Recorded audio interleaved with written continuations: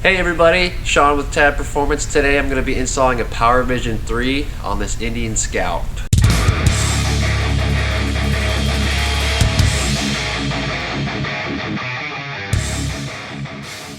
The ECU data port is located underneath the seat, so I'll have to remove that. This is your data port right here. You can go ahead and remove the plastic cover that's in there.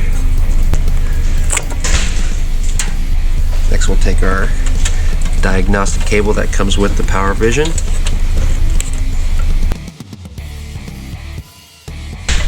Plug the other side into the PV3. And this is powered by the bike, so we'll have to turn the bike on. Okay, when you first power it up, you're going to get one of three file states. Number one is no compatible tune or stock files. 2 is no compatible tune files. The third one is all required files found. If you get the option of no compatible tune or stock files found, it'll have to do an ECU read. That takes about 15 minutes to do. Your bike has to be in the on position the whole time, so it's a good idea to get it plugged in to a tender just so it doesn't die while it's doing that. Again, that'll take about 15 minutes, and then once that's done, we can move on to step 2. If you get the second file, no compatible tune files found, you'll just have to go to dynajet.com and download a tune onto here, and then we can move on to step 2. If you get the third state, all required files found, you can just go ahead and move on to step 2. But I got no compatible stock files found, so I need to do an ECU read. Just hit enter.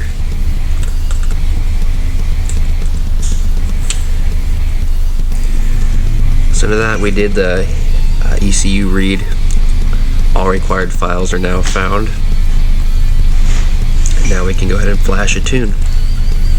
And all I have to do is go through the tune library, click on the tune, and when you go into the tune, it gives you a little description of what each tune is. And then all you have to do is find the one that best matches whatever setup you have. And then on this first one, you'll have to pair it to your bike. While this is riding, I do want to point out that depending on how long your ECU read took, you may have to turn off the bike and let the battery charge back up until you move on to the next step.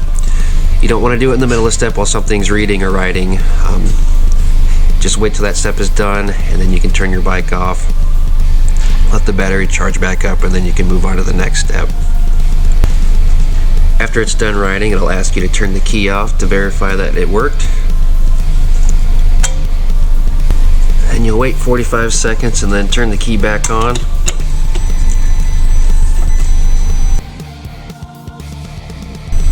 Now we should be good to go. We can view our channels.